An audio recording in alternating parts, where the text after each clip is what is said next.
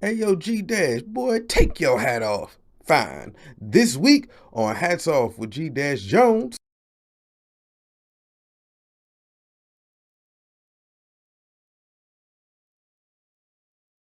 Woo! Yes, it's your boy G Dash Jones. Y'all know what this is. Another one of these amazing episodes of Hats Off. Woo-wee! And I'm playing my man Red Spade. Why am I playing Red Spade? Because he was performing live at the Do More 24 situation. So I gotta play Red Spade, y'all. Rocking out. Today's guest. Hold up. Let me tell y'all. Hold up. Woo. That's what that is, y'all. So, it's G Jones, right? I told y'all I started off with a little bit of my man Red Spade, just to make sure that y'all was ready to go. Right? Today's episode of Hats Off, I got the man, the myth, the legend, my man Mr. Scott Michels from the Do-Goodathon, the Party 3 as they call it, aka he's the founder of the cause. So I'm going to talk to him. We're going to talk about all the things that go into the Do-Goodathon, all the things that go into the cause at hand. We're going to have a great conversation, right? First, I gotta let you know, listen, I like to post out people's schedules for the week. I like to give you your schedule for the week, tell you everything that's going on throughout the week, things that are popping. I take you Saturday through next week, roughly. I'm gonna give you a week's worth of information on what you can do, different possibilities. Like, ain't nothing to do in Delaware, but I'm gonna tell y'all some things that y'all can do locally. Again, look for that. It's quick, it'll be a little real, it'll only be about a minute or so. And if you have any events that are popping up, let me know. I will, you know what I'm saying? I don't mind talking about it. I also am available for bookings and promotions, however that may work. But again, look out for my weekly recap. I'll be posting that tomorrow as well to let people know what's cooking. With that said, right now we at, now it's time for me to go ahead. And now we're going to have this conversation. I want y'all to know about what happens at the Do-Goodathon. And I have the legend, Mr. Scott Michels, y'all. Well, howdy there, G Jones. It's hats off time, huh? It's hats off. I am on the right show. Yes. What is that hat even made of, sir? It's hat off. Let's get on. Get on the boat. We're going. What? Hats off. Hats off, G Jones. Hats off. Woo! This ain't a hat. This is a real thing. Summertime. You gonna heat up the cranium with all them hats like that. Boy, take your hat off. How are you, sir? Sorry. Just hats off. It's such a pleasure to be here. Thank you very much for having me. I really do appreciate it. Yes. Come on in with a little fun. Yes. It's rare that somebody starts off this show being funnier than me, and you did it. How are you doing, good sir? I am really, really wonderful. Thank you very much for asking. We had a great, successful weekend. I met you and a whole bunch of other great people. And, I'm doing great. How are you doing? Another day in paradise, get better. Another day in paradise, living with gratitude. So I got a question. Yeah. Right? Can you tell people who you are? Tell them a little bit about yourself in case they don't know, because you're not Shawn Michaels, right? They might think that you was the Heartbreak Kid. You are Scott Michels. Correct. Yes, 2 first names. Just don't call me late for dinner. Sorry, I do that one all the time. My name's Scott Michels. I'm going to keep it simple. I have a lovely wife named Tatiana, 2 lovely kids, Cadence and Desmond. I'm from Wilmington, Delaware, and I have very deep passions and missions to help people learn how to help themselves and also help others. And together we can change norms that affect us and create new norms that benefit us.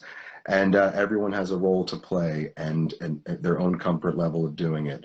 And so with that, we have started a few different organizations and businesses. I met you through something that is called the Do-Goodathon. And the Do-Goodathon is, well, actually, I met you at the Party 3, from me to we, and here we are. Yes. This is it happening continually. Yeah. Right, that's what it's about. Connecting and then keeping those connections going and then spreading positivity. Each light turning on the lights around them. We can, I'm going to jump right in right there with a little concept that, since we're getting started, the 3 C's of how to change any culture or manifest just about anything as a culture are to convert, create, and connect. Convert, create, and connect. And the way to think of it is if you're thinking about light or dark, negative versus positive, something like that. It's easy to think about light. And first of all, we have to always think Dr. King's darkness doesn't drive out darkness, only light can do that. And so that is where this foundation is from. But so the convert is that if you go to a place where it is negative, you use your energy to convert it to a positive. And so in other words, if you walk into a dark room, you turn on a light if there's a light switch. Create is you go out and intentionally create positive things that help out. So it's like going around and lighting fires around and putting up candles and making sure that it's lit. And then connecting is what we're doing right now, which is when you take 2 lights, put it together, it becomes brighter, more like a beacon, and it helps other people be drawn to it. And so with those 3 things, if like every time we have the courage when we see something we disagree with to try to work our best to use our energy to convert it, or what you do and what I do and other people is going out what the party's about and do-goodathon is intentionally creating that positive energy. And then the third is connecting together. So with the core of those, we've created these 2 businesses. One's a nonprofit, Starfish Casters, which is the one that actually hosts the do-goodathon and the party. And then the cause, which stands for the Collective Action Urging Social Evolution. And we can get into those a little bit later if you like, but I'd like you to lead the conversation so I can, take your audience where they'd like to go. I'll go back all the way up because I want to get a little foundation on something that you said, right? You said you want, you're leading to change norms to create pretty much a new normal. And without going in myself, why do you think it's important that we create a new normal? Why? Like you don't think that the old normal wasn't working? What's wrong with the old normal? Well, I'll tell you what, it is working for a lot of people and some people, but it's not working for everybody. And until it works for everybody, it's not working for everybody. Because we are all connected, whether we understand it or not. And so with that, you really can't hurt another person without truly eventually hurting yourself, but also you can't ever hook up an individual without eventually hooking up yourself. So in that sense, no, the norms right now are not they're not acceptable. I mean, we should just put it out like that, like because once what the cause, it has the acronym, but it's also about the fact that there's just a choice, which is that you are either choosing to accept the way the world is, or you're using your energy and power to cause a new outcome. And the thing is like, it's really funny. If you look around, every single thing, I have a whole bunch of crap. I'm in my like magical parlor crap room. But every single thing that you see in the entire world, right, was, except for nature, perhaps, and us as other humans, was at one point someone's idea, and they built it into something. And then what happened is that, and they put just materials together, almost like Legos, right? And then what happens is that we continue those realities by agreeing with it, and we subconsciously or consciously. So in that sense, like if you were to look out every single car that's out there, there's thousands of cars, like that started out as one idea, like compounded about other ideas, but now since we all agree upon it, there's cars everywhere. So the thing is though, every single thing other than nature is one of these man-made concepts. So not all of them, first of all, were built to benefit everybody. And then not only that, a lot of them that might even be just outdated, and we've grown and evolved as a people, we know they're no longer serving us, but because we're not causing a new reality, we are basically accepting them. And so there is like this funny little story that we use, and it's the basis of Starfish casters. And it is, since you're asking about norms, can I go into it? It's just the 5 ways of changing norms. Absolutely. This is great. I love this. Okay. Yes. Because truly, like, what we realize is that just like there's these physical things that are built all around us, there's also structural laws, ways we treat each other, behaviors, the way that we interact, and all of these other things. So these are cultural norms as well. Whether we hook each other up or F each other up, these are norms. If we look, and the funniest thing is that norms are obviously, they're different in cultures, by cultures, and all around the world. But there are these common norms that we could probably all hone in on that would help benefit everybody. So you might say, how do you change a norm? And we use the part of the story of this thing called the Starfish thrower, but I'm going to paint a picture of this beach, and imagine the beach, if you're listening, as a norm that you think is almost unbreakable. So G, tell me a couple norms that you think are almost unbreakable, unchallengeable. List a couple, because we got to name them to shame them. No, name them to help solve them. Societal norms? Yeah, that are like not totally benefiting us. Oh, like mob mentality or group mindset. Like, because, well, seriously, like when people are in a group, then all of a sudden they don't challenge right or wrong or integrity. They just agree because everybody else agreed. But yes. Absolutely. Can I tell you a horror story that happened about a month ago, within the month? I was at first of all, the Cause has the Cause Theater. The Cause Theater is located on the top floor of the Duncan of Bellevue Community Center. It's a theater with a 3-camera shoot that actually teenagers run, and they pretty much run these live productions. And each month we focus on a different topic. And so last month was gun violence, and we do this thing called This or That, where we put up like Apple or Android, and people all shout out, Apple, Android, this, that. It's really fun. But so one of them was leader or follower. And G, pretty much the whole room full of teenagers all yelled, follower. Wow, I did not expect you to say that. We stopped the thing and we're like, hey, I got on the mic from the back and I'm like, hey, I'm not sure if you heard that right. The choice is like, would you rather be a leader or a follower? You know, the adults are not supposed to do it, but I had to break in and follower. Oh, Ghetto Songbird's on. She might have been there at this one. I'm not sure. We're telling a monthly focus story. And so all of a sudden, that speaks to your norm here, is that I think a norm that's a problem is that most people are just sliding by, apathetic, being told how to think, thinking like, you know, and that the ways that they're thinking are not positive or for their own environment, tagging on to a whole bunch of bigger things that don't quite benefit them. You know, whether it's from, and I'm just going to go in like materialism all the way to all these other ways. Hey, what's up, Sam? Sorry, I see a hey, Scott. So like to me, and we've been talking about this for a while because I've been working with youth for 20, 30 years, maybe even, to be honest, maybe not 30, but as volunteers, probably that long.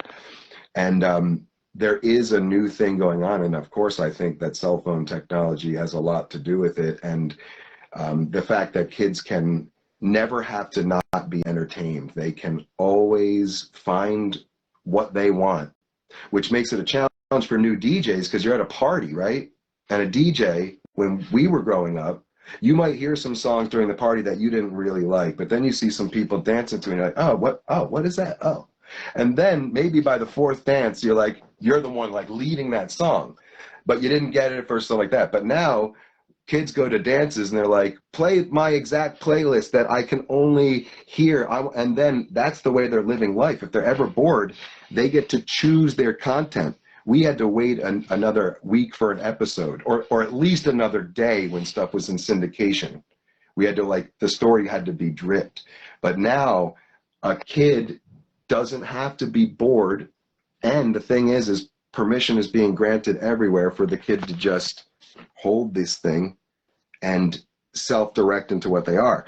And so then when opportunities come around to do stuff and help others and listen to others, like you were saying, and judge if something's good or bad for them and take action on it, they might not have the energy or the care to do it because they're just distracted enough. with either this and I'm going to keep it frank, probably some weed if we're talking about local people around here, but and my friends, you know, but like that's not something we have to get into. We're talking about other stuff because these things anyway. But so to your point, we're going back to the story. How can you change a norm, right? Here's the story about this, and I'm going to tell it through this thing called Dead Starfish Beach. So in this particular story, the norm is Dead Starfish Beach. And then in your mind, you're going to connect it to people being apathetic or not not being communal. Someone else can connect it to how to work on racism. Someone else can connect it to how to work on poverty, the environment, all of any kind of social ill that you're watching right now. I want you to think, this guy's going to try to help me understand how to change that as an individual. So the 5 ahas of the story are like this. 1, once upon a time, there was a beach called Dead Starfish Beach. It was called Dead Starfish Beach because as long as anyone had been alive, dead starfish would wash up on the beach, and then they would be alive. They would then get stuck. The air would kill them, and then year after year, the pile got deeper and deeper until no one could see sand. And we were born, and it was already covered with dead starfish. And so everyone's saying, stay away from there. It's Dead Starfish Beach. You don't want to go there. It's nasty. It is what it is, they tell you, right? And so we're like, okay, now that's a norm that I just described, right? Something that was created before us, born before us, that like people are telling us how it is, and then we perpetuate it, but I'll tell you how. So one day, an old man's walking by the beach and he sees a little girl on the beach and she's looking for dead living starfish. And you might have heard this part of the story. And she's finding dead starfish that haven't quite died, and she's throwing them back into the ocean. And an old man who has lived his whole life near dead starfish says, "Yo, little girl, what are you doing?" And she says, "I'm saving a starfish." And so he looks around and he's like, "Little girl, this is Dead Starfish Beach. You're not going to make a difference. You're throwing one at a time." So at that, the little girl reaches down and she, picks up a starfish. See if I probably have. Oh yeah, I picked one named Angel. And she throws Angel back into the water and she goes, "Well, sir," and here's the first aha. And an aha is something that hopefully, if you think about it, it will change the way you behave and act because it'll change your perspective. Is that she said, "Well, sir, it's going to make a difference for the one I did throw, a world of difference." So the first aha is that no matter how small your action, like, so if you're thinking about something like bullying or what you're talking about, apathetic, it's your individual conversation with one person in front of you that's going to change their whole outcome of life if it's a successful conversation. And if enough of us are doing it, it's going to hit Angel somehow or another. So the first thing you have to understand is no matter how big a problem is, you just take your little bite of it in your little environment. And that's the first thing, is that every action makes a difference. All right. So can you do me a dumb favor and say these things after I ask you to, just to get this in there? All right. So first thing, is that every action makes a difference. Every action makes a difference. I'm thinking. Here's your schedule for the week. It's Friday, let the weekend begin at Finnegan's with the Dustin Minucci Trio. Then go to the BBB at the Oddity Bar to see we at Bringing Back Bars. Whoa, now that's a show with D Harv and DJ Maul. Saturday, see the Sounds of Expression at the Chancery Market. G-Jones, Ellen Kapar with the open mic. Get it started. Mac Wando on the music, then the featured poets Rose Porter, Chris Anthem, and Dr. Joanne Bellinger. Or the Queen is at the Queen. See what Naja Nicole do. She take the stage going hard with them vocals. Sundays for family. Well, you know what it is. Hit the Delaware City Library and cook up with them kids. Or see Best Kept Soulless at Rhett Park. They gonna make you move and groove until dark. Monday, get your paint on live at Haynes Park. See Jaquan Leroy show up with some art. When it turns nighttime, it's the Rebirth Vibes. That's Levante Dorsey on with Shay and Eli. Tuesday, treat yourself to a healthy experience. Brandywine, Village Market, fresh produce and entertainment. Day, I'll say it's like the art don't stop. Down Middletown at the Mandela Painting Workshop. Thursday, come on, keep your feet up at home and enjoy Hats Off with G-Jones. Friday, hit the Monday Club and get a drinking. I'm G-Jones, and that's just my thoughts on what All right. So then the old guy looks down and says, What's up, Ronan? Sorry, that's not what he says. He says, oh, okay, little girl. But still, that's cute. And I get it. You're helping one. I get that. But you say you're saving all the starfish. This is only one. So then the little girl says, well, what if Angel goes back into the water and in its own starfish language tells the other starfish, yo, stay away from that beach. We're dying over there. So the second aha is that our actions don't just end with the one thing that we do. The second aha is that every action ripples beyond our sight. So say that one, if you will, with me. Every ripples action, beyond our sight. so every action makes a difference, and every action ripples beyond our sight, right? So then, all of a sudden, the little man looks down, the old man, and he's like, oh, shoot, and he sees some sand where this little girl is. And he's like, oh, my gosh, sand? Like, this is a beach? You mean I've been going down to Florida for all this time, and right here in Delaware, there's this, like, beach? Like, damn. And that's when he has one of the most realist moments. And I goosebump every time I think about this, pretty much. It's crazy. He realizes, oh, shoot, Dead Starfish Beach. It is Dead Starfish Beach because that's the beach I accept as normal. And he's like, he's an old man, too. So he's like, damn, I've wasted so much time on this beach, walking by it, and this little girl just showed me that the third aha is there is no neutral. Your actions either are allowing things to get worse or they're helping it to get better. So he realizes that his actions, by walking by the beach every day and being like, it is what it is, stay away from there, he was actually creating Dead Starfish Beach. There is no neutral. Your actions are either contributing to the problem or you're making things get better. There it is. That's number 3. So now, with that knowledge, that should be enough. That you know that every single thing that you do tomorrow, today, or whatever, every single thing is going to make a difference. It's going to ripple. And it's either going to hook you up or allow things to get worse. Every single action. Right? Yeah. So then, with that, the old man accepts the responsibility. He's like, you know what? I'm going to go ahead and I'm going to help out too. Once he starts helping, the exponential growth doubles. 2 are now going back to 2 angels are going back to tell those people. So now the more people that are getting out and saying, yo, so for me as an alcoholic, I'm a recovering alcoholic, 11 years sober, woo! With that, I am able to go and tell other people I see who are heading that way, yo, you might want to stay away from that beach, you're dying. Now, I don't try to preach on it, but I usually put out a little sprinkle being like, hey, anyone headed towards the alcoholics beach, I just want you to know I've swam off it before, and so far I'm doing pretty good, you know? So the old man decides to help, and not only does it double the things, but guess what happens? Other people are like, yo, what are they doing on that Starfish Beach? What? So they go and be like, what are you guys doing? And the same conversation happens that got the old man. All of a sudden, you realize that this is another deep one. It's actually on the back of my shirt. Hold on a second.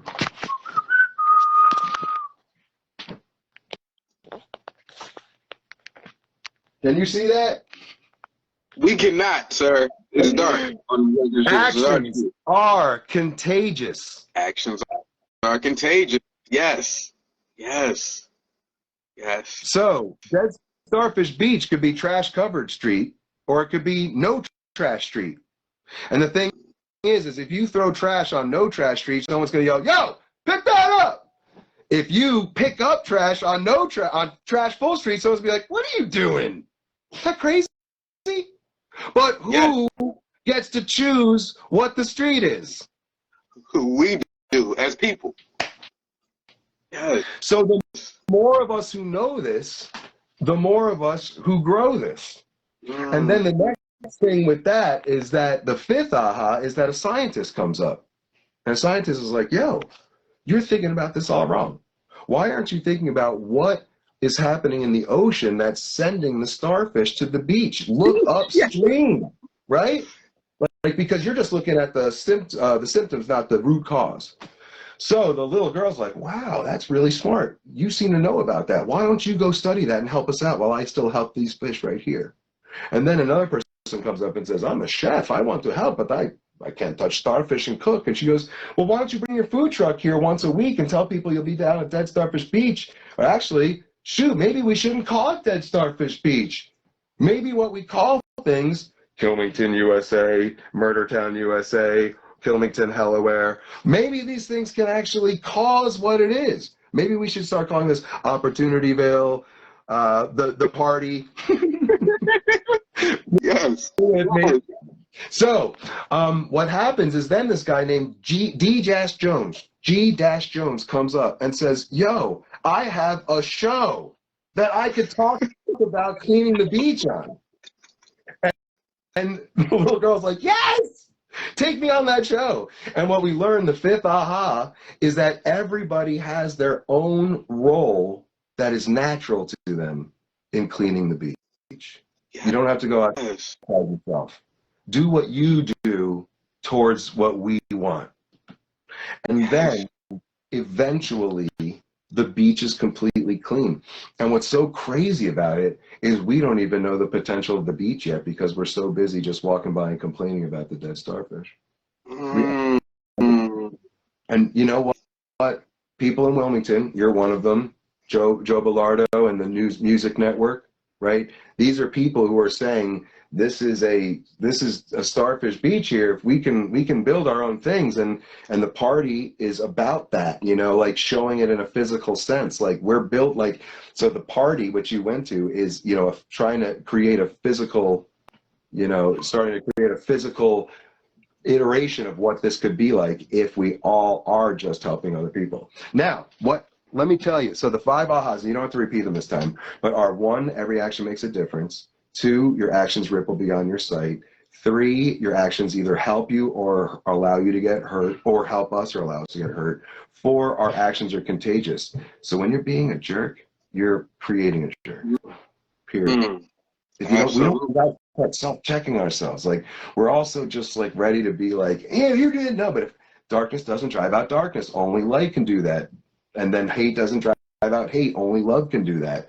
So we can't like yell at people who disagree with us into trying to have them be better, you know? Because if once we start yelling at them, yo, even if it's about racism, right? Yo, you're racist. They're gonna be like, ooh, I don't want to be racist. I'm getting away from Scott. He's not gonna. So I just have to be like, oh my God, hey, what's up? And maybe find the right time and be like, you know, man, last week you said something that just I've been thinking about. I know you're not a racist, but like this thing that you said just sort of sounded to me like it could be taken as racist, right? So it's sort of how do we start to unfold the things that we're trying to get people to understand they might be doing subconsciously or not. But so those are the 5 ahas. And so now every time you sort of encounter what you're thinking is this, remember those 3 C's, convert, create, and connect, and these 5 ahas, and then like do what you do. And then like you're going to start sparking the light. Now, the last thing we do when we tell people this story is while we're talking, we ask you to write the name, and this is one of them right now, Angel Nataria, Nataria, maybe. We ask you to write the name of someone that you love and care about, and then we pop it into a button magnet, right? And then after you hear the story and the 5 ahas, the last thing that we do is you have to let go of your starfish, throw it into the pot, and because you already have yours, you know, you already have your loved one. And the thing is letting it go is like if I told you at the beginning of the call, I have lovely kids, Cadence and Desmond. Now, Cadence is now in college, so there's a lot of time where I can't be there right there to protect her. I can't be like, stay away from her, stop that, stop looking at her like that, whatever, right? So that's the letting go, is realizing I have to let go. But then what happens is we realize, oh shoot, everyone who gets to put one in gets to adopt a stranger's out. And so all of a sudden we realize, whoa, first of all, I have to trust the ocean, but second of all, I am the ocean. And now you think of the 5 ahas. When I walk by a stranger who needs help, that's what I'm teaching, because my actions ripple, they're contagious, they're either helping me or hurting me. So every time I'm not hooking someone up or helping them or walking by someone or like not, you know, intervening, I'm literally teaching them how to not intervene when it's my cadence in trouble. Isn't that crazy? Yes. It's literally, well, I mean, the same way that positivity perpetuates itself, that negativity perpetuates itself too. Hurt So people hurt that's it. All people. kind of connect. Yeah, and everyone's heard hurt people, right? That famous true line. But also, happy people. Happy people make happy people. Like, helping people make helping people. It's just us needing to choose to be the one who, like, steps out there and starts throwing the starfish first. And then the more of us who have that courage doing that, the more of us will follow, and then we'll get there. There will be a tipping point. As a matter of fact, I believe it's already happened down the line, and we're just like waking up to it now, and we just have to walk into it. Let's do that. So okay, so but I have a question. Even in getting to this, before I get to this, I promise you I'm gonna get to this. So some of this stuff, but I gotta ask you this. Yeah. So hey, I'm the king of going off track. It's my fault. Sorry. No, this is great. So as a part of somebody who champions growth and change yourself. Yeah. It fell. So how do you deal with managing change? Because people naturally typically don't manage change well, which is why we get some of those things of, you get that mentality that says it's dead starfish beach. They're allowed to be that. They're allowed to be that because it's easier to do that than to actually have to manage change. Change is scary for people. So how do you allow people to feel comfortable in dealing with that change? Because even if it's positive, people don't get that. Even if it's a positive change, it's still hard for people to accept. So how do you kind of promote that, or at least help people adjust to that part? Sure. Well, one of the things, so the cause, the business, has collective action urging social evolution, has programs, and some of them are actually in the state facilities that serve youth, the juvenile justice facilities. And we also have all of the content that we work into these programs are actually for all ages and all levels of people, right? Oh, peace and love to the space. I really appreciate that. That's like what we're talking about, creating that a moment. So I'm just going to tell you something that we've been, now everything that I tell to these youth and anyone I work with, I want you to know is that I'm a work in progress. I am walking on the path along with people trying to figure it out like everybody else. And so I want to be clear that these aren't like answers. These are things that can have helped me, and I can see as patterns helping others, right? So the first thing is that if we're talking about change and how to help people change, or how, that, you must begin with the vision of what's possible, right? And you must start to work on what we call two things. It's interchangeable: your care or the prize, right? And so now kids, we're adults, we're a little bit calcified, so it's a little bit harder for us to sort of do this stuff, right? But the first thing you do is you got to be like, oh, actually, before you, like, once you start caring, then they're going to be like, but I don't believe it's possible. I don't believe it's possible, even though I care. So why am I going to put effort into something that I don't think is going to happen, even though I care? So, ready for a deep one? It's one of my favorites. Yes, sir. One of my favorites. It's a Henry Ford quote. He's maybe a questionable character in some ways, but this is a damn good quote. It is, whether you believe you can do something or whether you believe you cannot do something, you're right. Whether you believe you can do something or whether you believe you cannot, you're right. So the way we teach that is we say, imagine you get put into a cell, and like anyone, or to a room, and they're like, you're going to be locked in here forever. So one person says, I can't get out. I'll never be able to get out. What does that person do in there? Nothing. They sit because they don't believe they can get out. Now, the other person, they believe they can get out. They know they can get out. So what they do is they spend all their time like, oh my God, what's this over here? Oh, it's a window. Oh my God, it's a window. Damn, I can't open that. But what's outside that window? Oh my God. Oh, there's some sunlight. Anyway, what's this over here? Here's another window. Oh, no, right? And so maybe they get out. Maybe they find a crack, right? But the point is, even if they don't, I would much rather live a life working my love to try things And then on the way of working, as you see, I found fun in nature and love and friendship, even with the plant, right? And so I would much rather live that life. And every kid I ever work with would always rather live that life than the one of rotting. But gee, can I tell you the craziest part of the whole story? The door was never locked.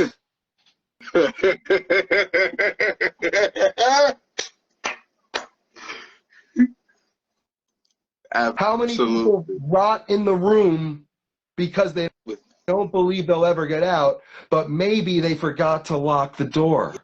But because you never even get up just to go walk 3 steps and go, oh shoot, they forgot to lock it. We're free. They die like this.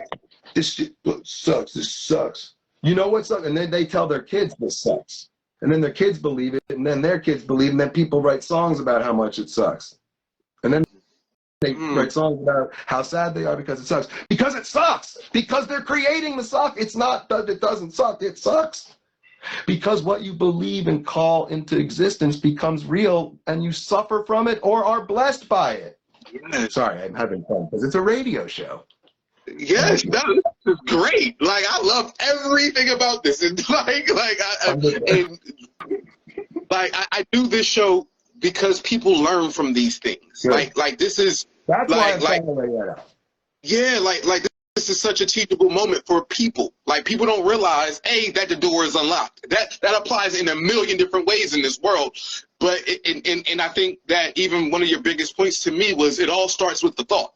Like, that was really. That's a big overglaze of so far everything that it starts. It starts with how it's positioned, how it's phrased, how it's worded, but it's still a thought here, right. And then it permeates out. Again, Dead Star Beach is a thought, or Starfish Beach is a thought. You know, Wilmington, Delaware is a thought, or Opportunityville, whatever the case may be, is a thought. However we look at it, and that's what allows for our perspective to grow. With that said, I got to ask this one now, right? So. What was the thought that made you kind of start the cause? Like, how did that thought come to be? Because that thought's a whole acronym. So how did that thought turn into 5 letters and become a thing? Before I answer that question about how I got into the cause, let me just say one thing about thoughts, right? And you asked how we could change. So the things are, the first thing you need to see is to care, right? Care, and then you control what so if whatever you want, you start controlling your mind, body, and mouth to get what you want. And then it's CCRR. So I care about getting to California, so I'm just going to start walking, and maybe I'll get in a car. And then I get a car and start driving. I'm holding the wheel. Then the R is reflect, because a lot of times, even though we want to drive somewhere, we might, oh shoot, I forgot to hold the wheel. So if we're still hold the wheel, yes, keep going. If we're not, then the 4th R is you just reset. So now you know about caring and stuff like that, resetting. And then with thoughts, real quick, the bouncer of the mind, right? The bouncer of the mind. Your mind is a nightclub. And what we've learned is that actually the bouncer is the most important person. Why? Because you could have the hottest DJ, the best club, the best music, the best everything, but the security lets in the wrong person and the whole thing falls down. So, thoughts are the people coming in. Your bouncer, you got to have one in there. And you got to say, hey, alcohol, I love you. You've been partying here for years, but we've just changed our policy and you've got to go. Sorry, you can't come in. And that's that thought I'm talking to. And then, oh, yes, get a job. Yeah, you come on in. You know, oh shoot, you're back, alcohol. Yeah, I'm back because I'm always in here. This is my club. I know. I'm so sorry, but I recognize what you're going to do, what you've done. You remember what you've done. You're banned. You got to go. And then the best thing is, guess what happens after you keep telling the bad thoughts to go away? They stop